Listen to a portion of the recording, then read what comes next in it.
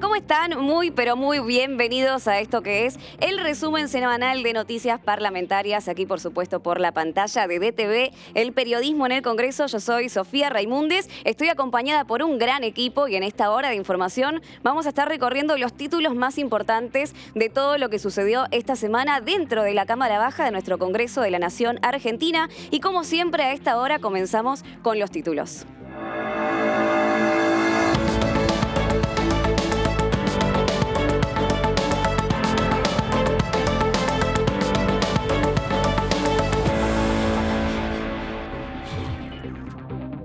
El Congreso se prepara para tratar leyes de recuperación económica. El presidente de la Cámara de Diputados, Sergio Massa, se reunió con el presidente de la Nación, Alberto Fernández, para definir la agenda prioritaria del gobierno en lo que queda del año. Una lista que incluye el presupuesto 2022, la ley automotriz, la ley de electromovilidad, la de agroindustria y la prórroga de la ley de régimen de incentivo a la construcción federal argentina.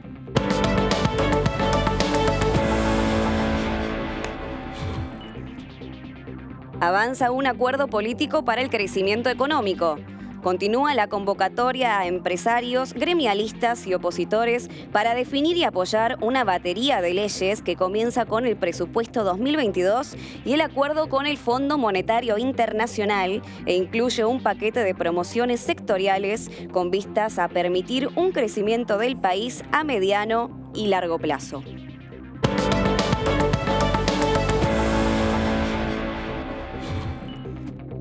Diputados y diputadas impulsan el tratamiento de una ley de respuesta integral al VIH. En concordancia con el Día Mundial de la Lucha contra el SIDA, celebrado el pasado 1 de diciembre, los y las diputadas buscan que sea tratado en comisiones de salud, legislación general y presupuesto el proyecto de ley nacional de respuesta integral al VIH, las hepatitis virales, la tuberculosis e infecciones de transmisión sexual.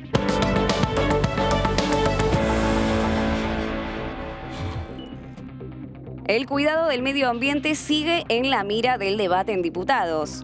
Las y los legisladores continúan el debate de leyes como la Ley de Presupuestos Mínimos de Gestión Ambiental de Envases y Promoción del Reciclaje Inclusivo y el proyecto de Ley de Biocombustibles en pos de encontrar instrumentos que ayuden a disminuir los efectos negativos que la industrialización provoca en nuestro ambiente y en el planeta.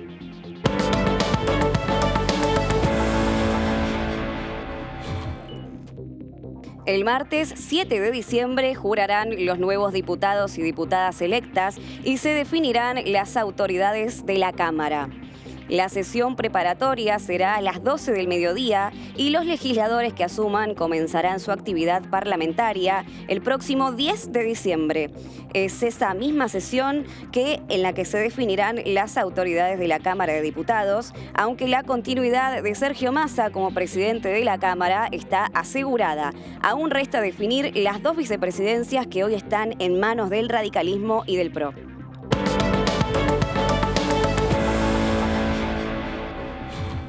Diputadas participaron de un seminario internacional a 4 años de la Ley de Paridad de Género.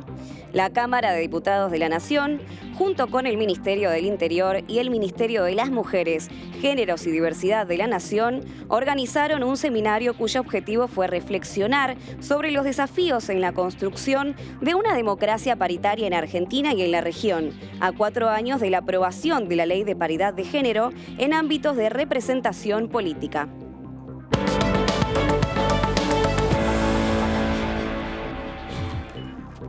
Bueno, y como bien estábamos adelantando en los títulos que les acabamos de comentar, vamos a comenzar analizando cuáles son los proyectos de ley que principalmente el Ejecutivo ingresó al Congreso de la Nación Argentina para la reactivación económica, principalmente de cara al año que viene, pero sin restarle importancia a los días que nos restan justamente del mes de diciembre. Y por eso vamos a analizar en estas placas cuáles son los proyectos más importantes que buscan esta liquidez dentro del sector del turismo, también de la agroindustria y de todos los que están vinculados a generar un valor agregado dentro de nuestra industrialización argentina. Vamos a comenzar repasando estos 6 proyectos económicos claves para la Argentina de la recuperación, así lo definió el oficialismo. Principalmente se presentó luego, recordamos, de la convocatoria marcha, que la gran marcha, ¿no?, que hubo pasado miércoles respecto al Día de la Militancia. Y el presidente Alberto Fernández hizo hincapié en estos sectores para reactivar la economía, entre los que se destacan la promoción de inversiones hidrocarburíferas, recordamos que lo presentó el Poder Ejecutivo Nacional, y el fomento al desarrollo agroindustrial. También el ministro Julián Domínguez estuvo vinculado a esta temática. También se completa con unos proyectos muy importantes que los estuvimos hablando en estos días aquí en la pantalla de BTV, que es la promoción de la industria automotriz y de la movilidad sustentable, el desarrollo de la industria del cannabis y también del cáñamo industrial. Ahí también estuvo presente el ministro de Producción, Matías Culfas, y el Compre argentino. Y también esta reactivación económica y estos 6 proyectos de ley generarían, esto es lo estimado, ¿no?, principalmente para el año que viene, y además con una proyección más a futuro a 10 años, generarían unos 105.000 millones de dólares en exportaciones, ¿no?, el ingreso de divisas, crearían aproximadamente 800.000 puestos de trabajo y además traerían inversiones por unos aproximadamente 2.000 millones de dólares durante la próxima década. Estamos hablando de una proyección a largo plazo, a 10 años. Y también se trata, ¿no?, de avanzar con mayor velocidad y plantar una semilla, un germen, ¿no?, para la Argentina de los próximos 10 años. Y esto, por supuesto, lo dijeron vinculado a el cambio de gobierno, ¿no?, que se viene en el 2023. Y los cambios presidenciales que están contemplados dentro de los 10 años. Vamos a ver qué dijo el diputado oficialista Ramiro Gutiérrez por la provincia de Buenos Aires respecto a este tema. Tenemos un inminente envío del Poder Ejecutivo de las condiciones del acuerdo, el preacuerdo con el Fondo Monetario Internacional, que eso para nosotros es trascendente. Estamos en momentos, en semanas donde la Argentina tiene que pagar un compromiso de deuda de capital millonario y queremos tener previsibilidad para los tiempos que vienen, no solo para este gobierno, para todos los argentinos, para quienes vivimos aquí, quienes tienen la facultad de representar hoy y la tendrán en los tiempos venideros, de saber cómo va a ser nuestro cronograma de pago de deudas, de capital, de intereses. Esto es un proceso en el que sentimos debemos ser acompañados por la oposición por varias razones.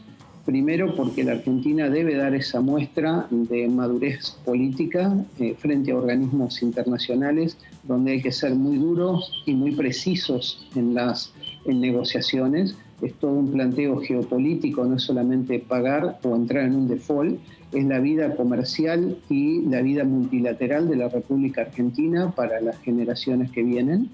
Entonces la oposición debe acompañarnos, y también porque este país estaba libre de compromisos internacionales con el Fondo Monetario, y la oposición que tuvo la voluntad y llegó con sus decisiones a que tuviéramos otra vez deuda, tiene que formar parte del proceso en el cual la Argentina renegocia esas deudas. Bueno, y ahí compartíamos con ustedes la primera voz de la noche, una voz oficialista del diputado Ramiro Gutiérrez, y ahora vamos a compartir la voz de la oposición, una voz opositora representada por Alejandro Cacase de la Unión Cívica Radical por la provincia de San Luis, que se volvió a referir a los temas económicos, por supuesto, presupuesto 2022 y acuerdo con el Fondo Monetario Internacional están en la cresta de la agenda, y dijo que para avalarlo, ¿no?, y analizarlo tiene que haber un acuerdo plurianual. Lo escuchamos. Primero, a ciegas obviamente que no podemos aprobar nada. Claro. Tenemos que ver el plan vía plurianual del gobierno, que ha dicho lo vamos a enviar los primeros días de diciembre. Hay que verlo, hay que mirarlo. Si hay un compromiso previo que tomamos de Juntos por el Cambio, o anunciamos, que es, nosotros no vamos a bloquear las decisiones económicas del gobierno, es decir, daríamos quórum para el tratamiento del presupuesto y para el acuerdo vinculado a la deuda. No quiere decir que estemos de acuerdo con un contenido que aún ni siquiera conocemos. sí que presumo algunas cosas sobre esto. Hay una exigencia del Fondo Monetario que tiene que ver con el tema subsidios. ¿Sí? Cuando uno ve cualquiera de los programas de condicionalidad del fondo, hablan de la ineficiencia que implica la asignación de recursos en los subsidios, que están llegando a 3 puntos del PBI, estoy hablando de subsidios energéticos obviamente, llegan a 3 puntos del PBI hoy en Argentina, y que eso va a tener que ser recortado. El presupuesto ya habla de recorte, porque dice que tiene que ser 1,4, prácticamente la mitad. Ocurre que no tiene una dificultad hoy el oficialismo para procesarlo políticamente dentro de su propio frente. Porque el ministro de Economía dijo eso, el presidente del bloque, Máximo Kirchner, lo desautorizó, después el presidente de la Comisión de Presupuesto también. Entonces dijeron que ese presupuesto va a ser modificado y quedó en un presupuesto muerto políticamente, en términos que se presentó el 15 de septiembre y no hemos discutido nada al respecto ni se ha tratado. Creo que de estas reuniones con el fondo en Washington, lo que falta resolver es eso, que es muy claro cuál va a ser el pedido y es muy clara la racionalidad económica de lo que hay que hacer. Lo que pasa es que el oficialismo debe procesar eso políticamente primero para ponerse de acuerdo entre ellos. Cuando se pongan de acuerdo entre ellos van a poder venir y presentarlo en la Cámara.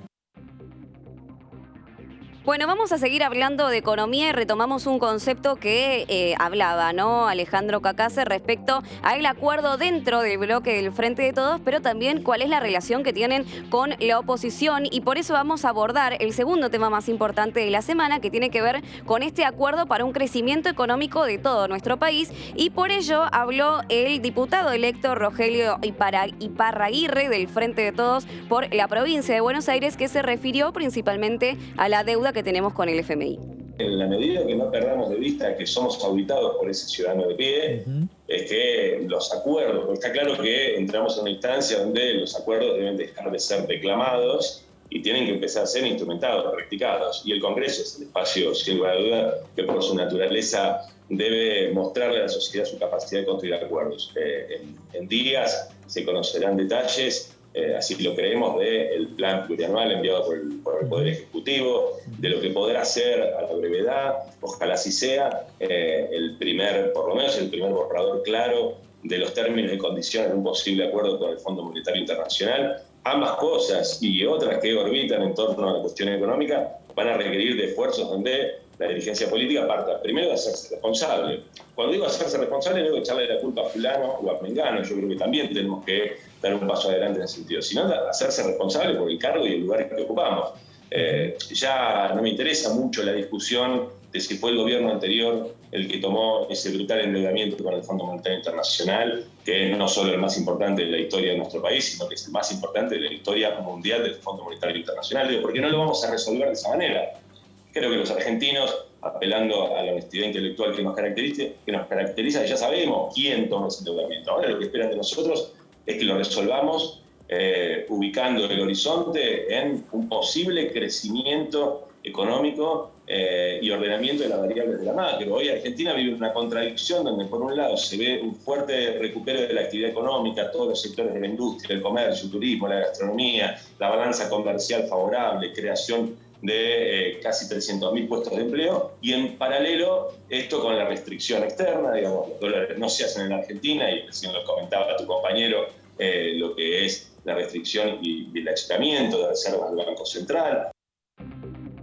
Bueno, y este acuerdo político para la reactivación y crecimiento económico de nuestro país, recordamos, propulsado, motorizado por el oficialismo, también por el presidente de la Cámara Baja, Sergio Massa, que llamó al diálogo a gremialistas, empresarios y también a la oposición, tiene que ver principalmente con esto, con el llamado al diálogo de todos estos diversos sectores. Quien se refirió a esta vocación de diálogo y que van a debatir todo fue la diputada Jimena García de la Unión Cívica Radical por la provincia de Santa Fe, que respecto a este tema dijo lo siguiente.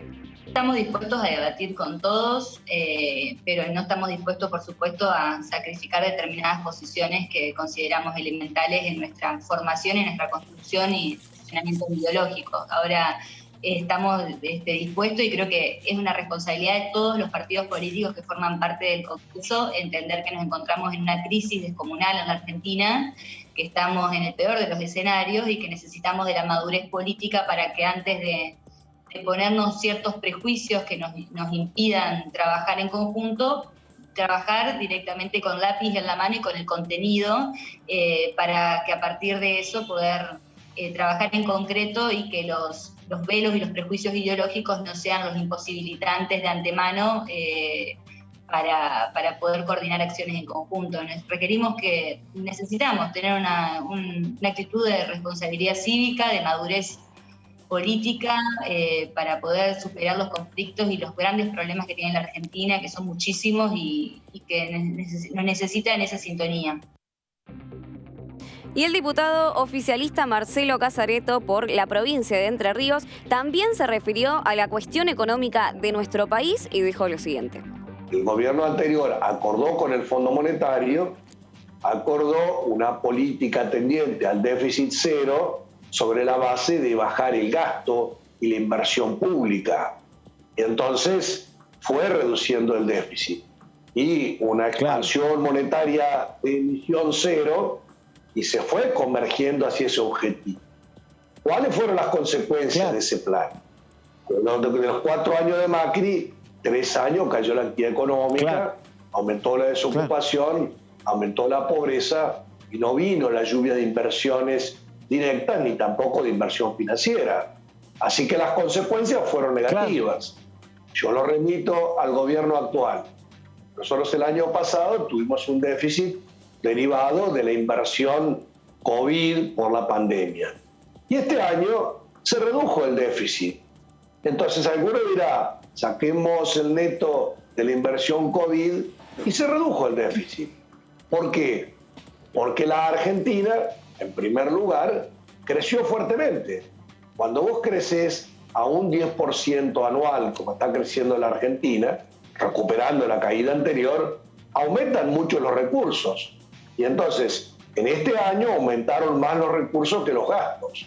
No producto de una presión tributaria adicional en este año, sino producto del crecimiento. Esto es lo que nosotros le explicamos a los acreedores internacionales. Sí, claro. Que la receta recesiva y de ajuste lleva a un achicamiento de la Argentina. Y eso lo hace inviable socialmente. Nosotros queremos que la Argentina crezca y que la negociación con el fondo nos permita continuar creciendo. Si eso es así, la Argentina va a reducir el déficit, como ustedes decían, y va a tener mejores condiciones para en el mediano y largo plazo hacer sustentable la deuda. Bueno, vamos a seguir analizando la cuestión económica que sin dudas siempre está en la agenda parlamentaria, pero otro tema no menos importante es el que se celebró este 1 de diciembre por el Día Internacional o Mundial de la Lucha contra el VIH y además la inclusión, ¿no?, de un proyecto de ley que propone un tratamiento integral no solo del VIH-Sida, sino también de aquellas enfermedades de transmisión sexual, principalmente las infecciones de transmisión sexual, también la tuberculosis y las hepatitis virales. Proponen que se trate en las comisiones de Salud y Acción Social, de Presupuesto y Hacienda y además en la Comisión de Legislación General. Tenemos un testimonio para compartir con ustedes de la diputada del Frente de Todos, Lía Verónica Caliba, por la provincia de Salta, que respecto a este tema dijo lo siguiente.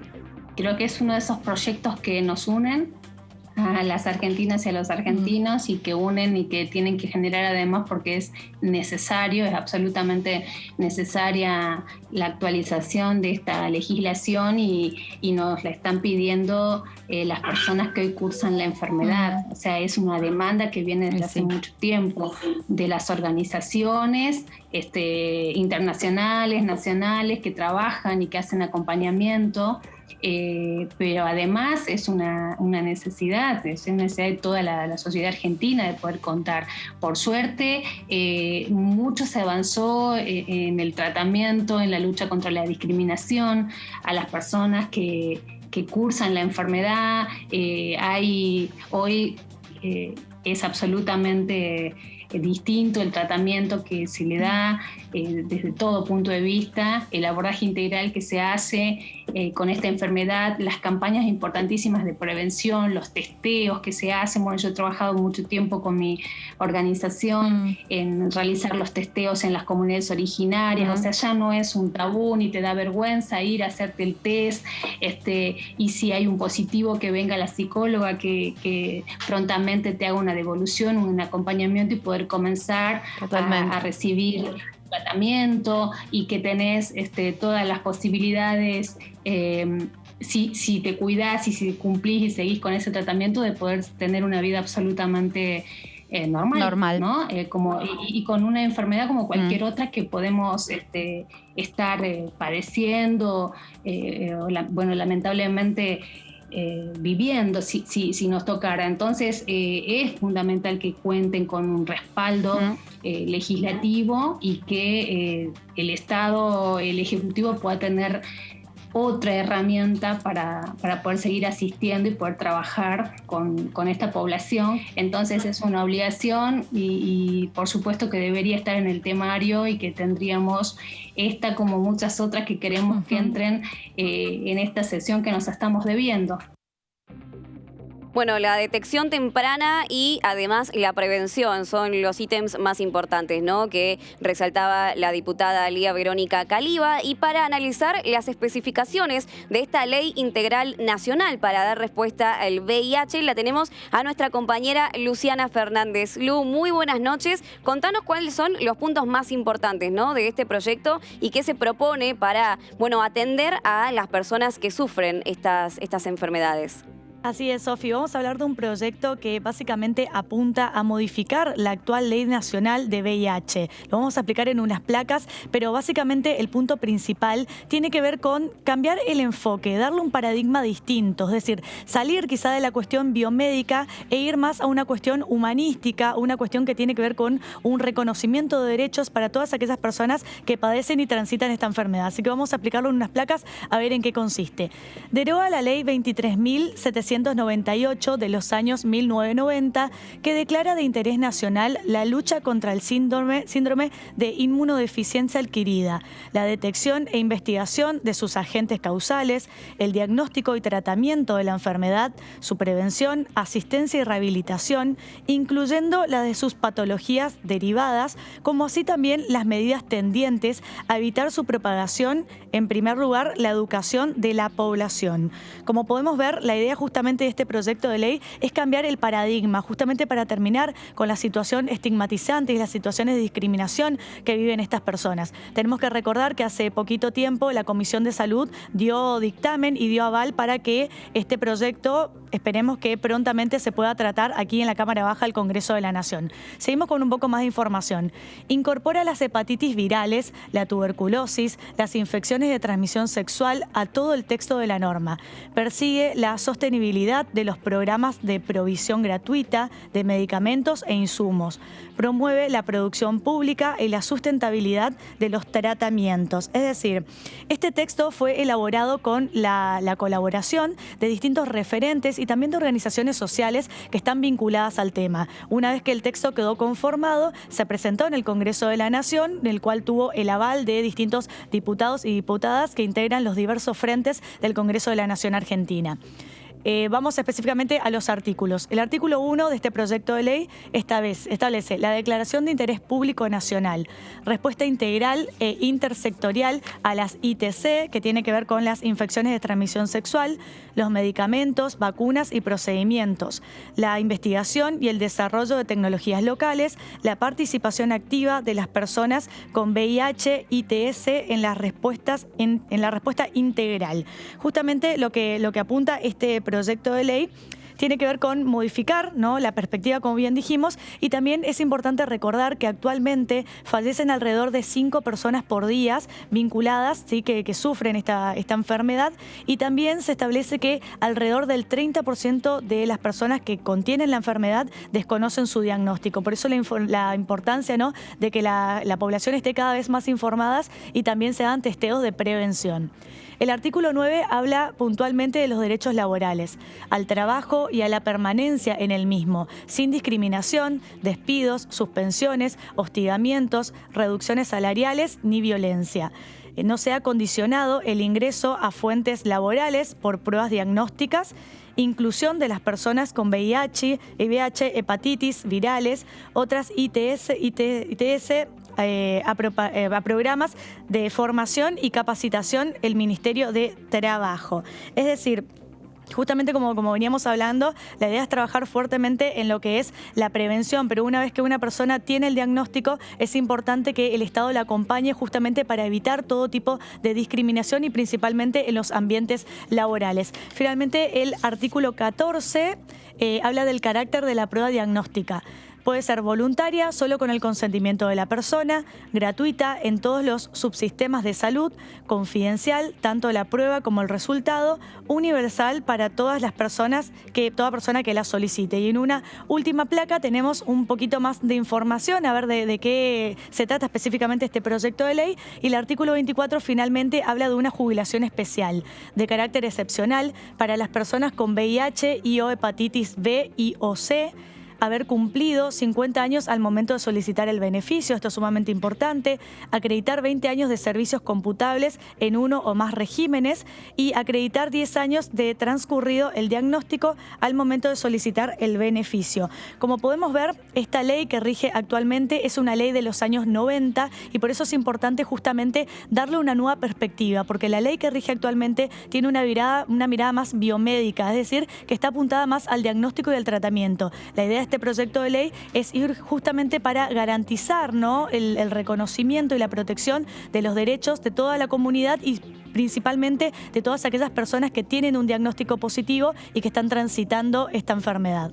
Bien, y es realmente muy necesaria, ¿no? Como bien afirmabas, Lu, para todas estas personas. Muchísimas gracias por la información. Quédate del otro lado porque en esta semana también se llevó a cabo el Seminario Internacional de Paridad a 4 años de su sanción dentro del Congreso. Pero ahora tenemos que hacer un muy breve corte. Quédense del otro lado que ya volvemos con muchas más noticias parlamentarias. Hola, ¿cómo me cuesta?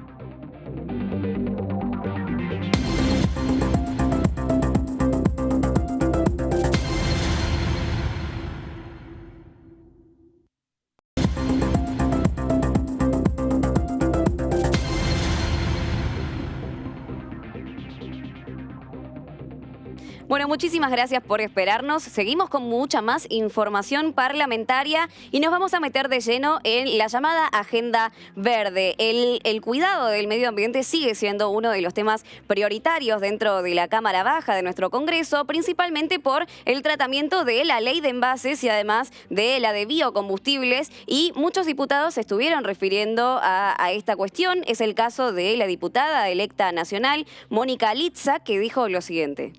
La ley hay que cumplirla. Nosotros tuvimos un caso que quizás ha sido muy escuchado por todos los medios y demás. No fue la comunicación la correcta, que es el caso Lucía, en donde el sistema de salud no es que ha mirado para otro lado, al contrario, el sistema de salud fue a buscarla a Lucía 3 veces hasta que la encontró a Lucía y la acompañamos antes, durante y después. Las leyes hay que cumplirlas, los derechos de las personas. Yo estuve muchos años trabajando en la maternidad y he visto las pacientes que llegaban con aborto y demás, pero también tenemos que dejar que cada una decida por su cuerpo. Yo soy ginecóloga hace más de 30 años, trabajo con las mujeres, conozco muchísimo de las mujeres y estoy a la par de ellas. Y cada uno debe elegir por su cuerpo y decidir por su cuerpo. Así que nosotros en Tucumán, hacemos respetar todas las leyes, las que están vigentes, y vamos a acompañar la decisión de las personas, de las mujeres sobre todo, que deciden ellas por su cuerpo. Bueno, y respecto a esta temática, por supuesto, hay opiniones encontradas, bloques que además confrontan en los argumentos a favor y en contra del cuidado del medio ambiente por los intereses, ¿no?, que se debaten dentro de las comisiones y dentro de los proyectos que se presentan. Ahora compartimos una voz del diputado Facundo Suárez Lastra de la Unión Cívica Radical por la Ciudad de Buenos Aires, que se refirió a la ley de envases y su argumentación fue la siguiente. La ley de envases es otra cosa, es una cosa que tiene no solamente un costo enorme con lo que denominan tasa y no es una tasa, sino que es un impuesto de casi 3 puntos, que es enorme en términos económicos el impacto que tiene en productos de todo tipo, porque la leche va en envase, los remedios van en envase, el agua mineral va en envase. Los productos de limpieza. Los productos de limpieza van en envase. Todo va en envase. No es un tema de venderlo como los grandes monopolios y las grandes compañías. No, muchachos, acá le están creando 3 puntitos en un país donde los precios se van por las nubes, donde hay enormes problemas de rentabilidad con el sector empresario. Para hacerlo de esta manera, donde hay lugares donde ya hay selección. La Ciudad de Buenos Aires, que es una de las grandes generadoras de residuos, ya tiene un sistema de distribución. Lo básico, lo que hay que empezar a hacer, ya lo tenemos. Acá en la Ciudad de Buenos Aires no hay más que ir por la calle para ver que están los orgánicos por un lado, están los reciclables por otro. Hay un sistema de economía circular que está funcionando y no requiere esto. Entonces, esta ley es una ley importante, pero que está mal concebida. A mi juicio tiene como objeto generar una estructura de poder político, de poder concentrado y de recursos económicos concentrados en una Secretaría del Gobierno Nacional para ser administrada a discreción, y eso es lo que hace que sea inviable. Por eso no está saliendo. No está saliendo. ¿Eso trabó la sesión? ¿Eso trabó la sesión que iba a hacer hoy? Y es que no tiene mayoría el oficialismo. El oficialismo no tiene todos los votos que requiere. Salió express en la comisión, pero yo no les quepa duda que si el oficialismo tuviera los votos para esto, había sesión. Y nosotros veníamos, sosteníamos nuestro despacho en minoría, nos quejábamos, pero esta sesión no está ocurriendo y el oficialismo no lo tiene, no por casualidad, porque hay muchos dirigentes peronistas que expresan intereses provinciales, que tienen relaciones con sus provincias, con sus producciones, que saben que esta ley es una ley disparatada. Mínimos, conocida como ley de envases y además de reciclaje inclusivo, no es la única que está dentro de la Cámara Baja concerniente al cuidado del medio ambiente, sino que también la ley de biocombustibles, la modificación de esta ley, dio mucho que hablar en el oficialismo y en la oposición. Por eso vamos a compartir un testimonio de Gabriel Frisa, de El PRO por la provincia de Córdoba, que respecto a biocombustibles decía lo siguiente. Sin duda, para la provincia es una de las actividades de mayor ingreso, así que para nosotros es fundamental esta reactivación que se viene notando. Ya todos los fines de semana largos que hemos tenido últimamente se ha notado un movimiento sumamente importante, así que, y no solamente de paso, muchas veces Córdoba se nota por la gente que viene de Rosario, Buenos Aires y va hacia el norte. Nos atraviesa la 9 Norte, obviamente en toda la provincia, sino que algunos valles, no solo los tradicionales, han tenido casi una cobertura total. Ustedes nombraban Santa Rosa de Calamuchita, que también es un boom en los últimos fines de semana. Ha habido en general mucho movimiento. En el caso nuestro, que no es una zona turística por excelencia, pero hemos notado un movimiento muy importante el fin de semana. Nosotros creemos que va a haber un verano importante en tema turístico en casi todo el país, en parte también dado por la imposibilidad de la diferencia de cambio, la imposibilidad de acceder a dólares, también hace que los destinos locales tengan mucho más movimiento, ¿no? Bueno, y este martes próximo 7 de diciembre va a ser finalmente la sesión preparatoria de la jura de aquellos diputados y diputadas electas en las elecciones generales que, recordamos, celebramos hace muy poquito nada más, y que cambia, por supuesto, el mapa político, la conformación de la Cámara Baja del Congreso de la Nación Argentina. La sesión, recordamos, va a ser el martes 7 de diciembre a las 12 del mediodía. La continuidad del presidente de la Cámara, Sergio Massa, está asegurada. Resta, ¿no?, definir cuáles son las dos vicepresidencias que hoy están en manos del radicalismo y del PRO, y además algunas cuestiones que se van a debatir también dentro del recinto la próxima semana. Respecto a los proyectos que faltan tratar en la Cámara Baja, tenemos la voz del diputado nacional electo Agustín Domingo de Juntos Somos Río Negro, que decía lo siguiente. Bueno, con mucha expectativa. Sin duda, la mayoría de los temas que se están discutiendo tienen mucho que ver con la economía, con los incentivos. Escuchaba recién la discusión de dos temas, ¿no? La ley de alquileres, que tiene mucho que ver con esto, con discutir cuáles son los incentivos, cómo tiene que interferir el Estado, si es que tiene que interferir en un mercado para garantizar condiciones porque se dan ciertas características o no. Yo particularmente creo que en el caso de la ley de alquileres, que es un mercado donde hay muchos oferentes y hay muchos demandantes, que es lo que uno siempre espera para que el precio que se determine en ese mercado sea un precio justo, el Estado debería tener muy poca participación y mucho menos en algo tan sensible como es el precio, ¿no?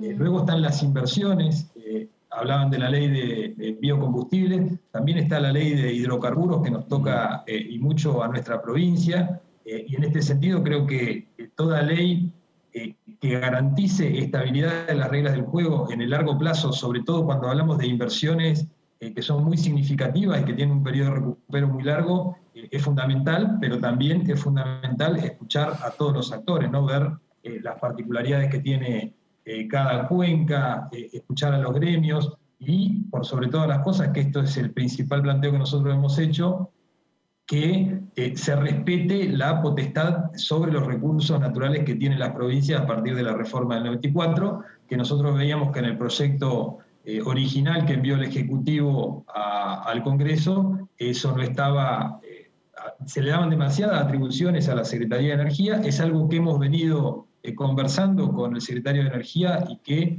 nos han dicho que hay voluntad de hacer modificaciones, con lo cual creo que ese es uno de los grandes temas, además de lo que decíamos del presupuesto y del presupuesto plurianual, que probablemente se esté discutiendo en las próximas semanas y en la que sin duda vamos a estar muy interesados en dar la opinión de nuestra provincia y lograr aquellos cambios que sean en beneficio y que garanticen esto que es tan importante, ¿no? Que haya inversiones de largo plazo, que generen empleo, que permitan crecer la actividad económica y en definitiva mejorar la calidad de vida. Bien, y el actual diputado en funciones, Miguel Ángel Base, de la Unión Cívica Radical por la provincia de Buenos Aires, también se refirió a este recambio que va a sufrir la Cámara Baja, recordamos, a partir del 7 de diciembre, que es la jura, y el 10 de diciembre, que comienzan las actividades, y dijo lo siguiente. Dos cosas. La primera, el resultado electoral de Córdoba, de una provincia, no tiene por qué afectar, digamos, la elección del presidente del bloque, digamos. Estas son otro tipo de discusiones. De hecho, Negri hace 2 años había ganado con un excelente resultado electoral, había sacado más del 50% de los votos. Para ser diputado. Para ser diputado. Y él pretendía ser senador. Sí, pero sí, claro, sí, pero sin embargo en ese momento también hubo una discusión respecto de la presidencia del bloque. Porque son discusiones que se dan también a partir de posicionamientos internos. La verdad es que yo debo decir que si uno lo que hace es analizar resultados, la gran mayoría de los resultados o de las provincias en los que obtuvimos, el radicalismo obtuvo muy buenos resultados, resultados exitosos, están acompañando a Mario Negri. De hecho, por ejemplo, Santa Cruz, donde el radicalismo hizo una muy buena elección y bueno, está la diputada por Santa Cruz, está Roxana Reyes, está acompañando a Mario Negri. La Pampa, donde el radicalismo viene de producir junto con Todos Juntos por el Cambio un batacazo electoral, porque le ganó por primera vez en la historia del peronismo. La diputada surgida de ese espacio que ganó en La Pampa viene en apoyo a Mario Negri. El radicalismo de la provincia de Buenos Aires, que tiene sin duda una recuperación importante y que ha sido un protagonista fundamental a partir de esa recuperación importante, encabezado por Facundo Manes, la lista de Facundo Manes, a la que acompañamos todos nosotros, también viene a acompañar a Negri mayoritariamente. De 6 diputados que tiene la provincia de Buenos Aires, 5 diputados acompañamos a Mario Negri. Muy bien, y este 2021 se celebran 4 años finalmente de la sanción de la ley de paridad dentro del Congreso de la Nación Argentina, y en este marco y por esta razón, dentro del Salón de Conferencias Delia Parodi en el Palacio Legislativo tuvo lugar el Seminario Internacional de Paridad de Género para evaluar la democracia paritaria y además la representación política de las mujeres en todo el territorio nacional. Estuvo presente la diputada Jimena López del Frente de Todos por por la provincia de Buenos Aires y analizó esta situación y afirmó principalmente que es muy importante la calidad cualitativa, valga la redundancia, de las bancas que se ocupen dentro del Congreso de la Nación Argentina, y este seminario estuvo integrado por el Ministerio Nacional del Interior, de Mujeres, Género y Diversidad, y la diputada Jimena López dijo lo siguiente. Si bien estamos cerca de la paridad, después a esa paridad que alcanzamos hay que evaluarla cualitativamente, porque hoy hablábamos, el Congreso que viene va a ser muy diverso, pero también va a tener personas que representan lugares a donde no queremos volver más, que es el negacionismo de la dictadura, por ejemplo, y eso lo dice una mujer. Entonces, también hay que empezar a evaluar que no pasa solamente por una paridad en relación a la cuestión categórica del género, sino que también esa paridad tiene que poder ser cualitativamente, ver cómo se compone, porque somos muchas mujeres peleando por los lugares y a la hora después de dar el reparto de las listas hay ciertos acuerdos que sigue sosteniendo el patriarcado que nos cuesta mucho romper de manera transversal, y eso genera este tipo de cuestiones, que siempre quedemos en diferencia numérica, porque obviamente siguen encabezando varones, sobre todo las listas en los lugares que saben que van a ganar. Claro. Hay mediciones, sí, como que nos mandan a nosotras a encabezar cuando perdemos, ¿viste? Bien, como les contábamos, estábamos compartiendo también el testimonio de Silvia Lospenato del PRO, que también se refirió a lo que falta, ¿no? Al camino que falta recorrer dentro de la paridad de género, que se ha avanzado muchísimo con la sanción de la ley en el 2017, pero que aún restan conquistar algunos espacios que tienen el denominado techo de cristal. Esto decía Silvia. Definitivamente es una ley histórica que cambió, digamos, la conformación de las cámaras y lo va a seguir cambiando, pero sobre todo puso esta regla constitucional, ¿no? Que desde la reforma del 94 nos pide a los legisladores que tomemos acciones positivas para lograr la paridad, y esta fue una de las formas muy importantes en que se va consiguiendo ese objetivo. Ese día nosotros era la última oportunidad que teníamos antes de que cayera el dictamen, que nos había costado muchísimo conseguir.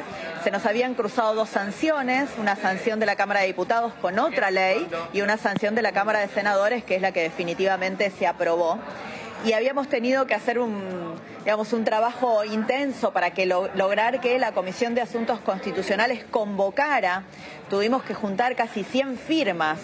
Ustedes recuerdan que en nuestro reglamento se requieren 3 solamente por el artículo 109. Bueno, nos costó casi 100 para que la comisión efectivamente se reuniera, se despachara, y estábamos a pocas horas de que ese despacho se cayera, perdiera vigencia y había que empezar todo el proceso de nuevo. Por eso, en las horas previas nos juntamos diputadas de todos los bloques políticos y tomamos la decisión que durante esa noche, pese a que el tema no había sido incluido por los jefes de bloque que habían negociado la sesión, nosotras íbamos a sostener sobre tablas el tratamiento de la ley. Y eso hicimos, y fue casi de madrugada, y lo hicimos imitando lo que habían hecho también las mujeres del cupo con quienes nos habíamos reunido y habíamos aprendido de esa experiencia.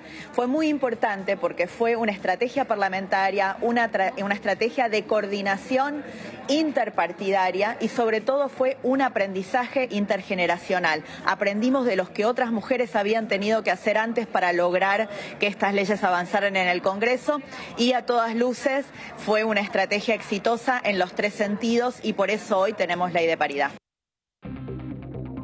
Bueno, interesantísimo el testimonio también de Silvia Lospenato de la oposición, del PRO. Ahora vamos a analizar unas placas con nuestra compañera Luciana Fernández que hablan de la paridad de género en las empresas de transporte público. Abarca también las empresas de larga distancia, de corta distancia, y se refiere a todos aquellos choferes que están encargados del traslado de pasajeros. Principalmente nuestra compañera nos va a comentar cuáles son los puntos más importantes de este proyecto, quién lo propone y quiénes serían los beneficiados, ¿no, Lu? Así es, Sofi. Vamos a hablar justamente, como bien lo estabas diciendo, sobre este proyecto de ley que lo que busca es garantizar la paridad de género en lo que son los servicios de transporte público.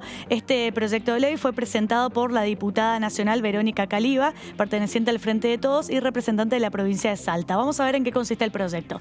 El objetivo de este proyecto de ley es garantizar una cantidad de trabajadores conductores que respete la diversidad de género, establecer una composición integrada por la misma cantidad de miembros femeninos y diversidades que de miembros masculinos. Es decir, actualmente el mundo, el rubro de lo que es el transporte de servicios públicos es un rubro que está fuertemente masculinizado, en el cual a las mujeres les cuesta mucho conseguir un lugar de trabajo y también a todas aquellas personas que integran lo que es la comunidad LGBT. Entonces este proyecto de ley lo que propone es que se establezca a través de una ley que sea obligatorio que se respete un cupo de manera proporcional y de esta manera poder dar la posibilidad a muchas mujeres que puedan trabajar dentro de este rubro. El objetivo, bueno, tenemos acá la ejecución, dice que las empresas ante la desvinculación de un conductor varón deberán incorporar un miembro femenino o integrante de los grupos denominados diversidades, hasta cubrir el 50% de los puestos. El cumplimiento en ningún caso debe implicar el cese de las relaciones laborales de varones. Es decir, lo que busca este proyecto de ley es dar las herramientas necesarias para poder garantizar la igualdad y sobre todo el acceso, ¿no?, a las oportunidades que tanto hombres como mujeres y también las personas que integran el colectivo LGBT también tengan la posibilidad de acceder a este rubro de trabajo y terminar de esta manera con lo que se conoce como la división sexualizada del trabajo. Una tercera placa dice que no podrán ser autorizadas a funcionar ni renovados los permisos de empresas de transporte urbano y suburbano de jurisdicción nacional, provincial y o municipal, que no acrediten el cumplimiento del cupo de miembros femeninos y diversidades entre sus trabajadores y trabajadoras.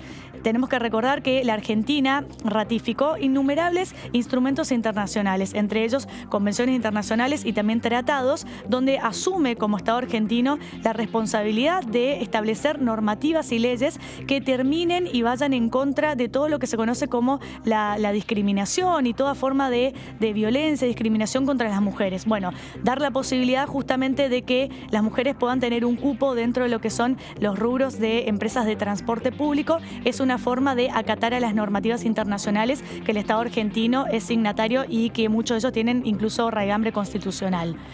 Tenemos en una siguiente placa y dice que a fin de fomentar la adecuación de las dotaciones se exime por el término de 2 años el pago de las contribuciones patronales a todas las empresas que incorporen miembros femeninos y diversidades a sus dotaciones de personal. Como podemos ver también, el proyecto de ley lo que hace es dar una exención, ¿no?, que las empresas queden eximidas de pagar las contribuciones patronales por el término de 2 años si se adecúan con su planta de trabajadores y cumplen con este cupo, ¿no?, de 50 y 50, tanto masculinos, femeninos y también de todas aquellas personas que integran lo que son los grupos de las diversidades, ¿sí? Bueno, y también el proyecto de ley crea el Programa Nacional de Conductoras de Vehículos de Transporte Público de Pasajeros y Pasajeras, destinado a brindar capacitación de forma gratuita para todas las mujeres y diversidades que deseen aprender a manejar esas unidades. Organismo de aplicación va a ser el Ministerio de Transporte de la Nación y se invita a adherir a lo que son las provincias y también municipios. Es decir, de tratarse este proyecto de ley y que quede conformado dentro de la normativa de lo que es el Estado argentino, va a ser una ley nacional y lógicamente que luego las provincias y los municipios van a tener que adecuar. Y a modo de cierre, es bueno hacer hincapié en uno de los principales fundamentos del proyecto de ley que habla de la Corte Suprema de Justicia. Porque la Corte Suprema de Justicia se manifestó en un proyecto en un fallo, que establece todo lo que tenga que ver con las discriminaciones laborales. El fallo es conocido como el caso Cisnero. Y en este fallo, la Corte fue realmente muy clara y muy estricta a la hora de decir que todos los ciudadanos y las ciudadanas que integran la República Argentina tienen el derecho de elegir la profesión, el oficio y el rubro que que deseen para incorporarlo como un trabajo en su vida sin estar sufriendo cuestiones de discriminación vinculadas a las cuestiones de género. Por eso es importante justamente este proyecto de ley, porque lo que garantizaría es un cupo de manera igualitaria tanto para hombres, para mujeres y también para todas las personas que integran lo que son el cupo LGBT. Bien, sigue formando parte de la agenda feminista, ¿no? Que está circundando en la Cámara Baja de nuestro Congreso. Luciana Fernández, muchísimas gracias por toda la información que nos trajiste y nos vemos la semana que viene, ¿no? Que seguramente vamos a tener más proyectos para debatir aquí en el resumen. Así es, Sofi. Seguramente vamos a estar teniendo y vamos a tener novedades porque seguramente la semana que viene vamos a tener sesión, así que seguramente ya no vamos a estar hablando de proyectos y vamos a estar hablando de leyes. Perfecto, Lu, muchas gracias, muy buenas noches y también les recordamos, como estaba adelantando nuestra compañera, parte de la agenda parlamentaria para la semana que viene porque se vienen unos días muy cargados de actividad dentro de nuestro palacio. Les recordamos, este martes 7 de diciembre juran todos aquellos diputados y diputadas que ustedes eligieron en las urnas, las pasadas elecciones generales legislativas. Esto va a ser a las 12 del mediodía y comienzan sus actividades a partir del 10 de diciembre y hasta aquí hemos llegado con este resumen. Les contamos los títulos más importantes de todo lo que sucedió en esta semana. Les recordamos también que, como están viendo en pantalla, nos pueden seguir por las redes sociales @diputadostv en Twitter, también en Instagram y nos ven en vivo las 24 horas por www.dtv.gov.com.ar. Y muchísimas gracias por estar del otro lado. Como les adelantamos, mucha actividad la próxima semana, así que no se pueden perder el próximo resumen. Hasta luego.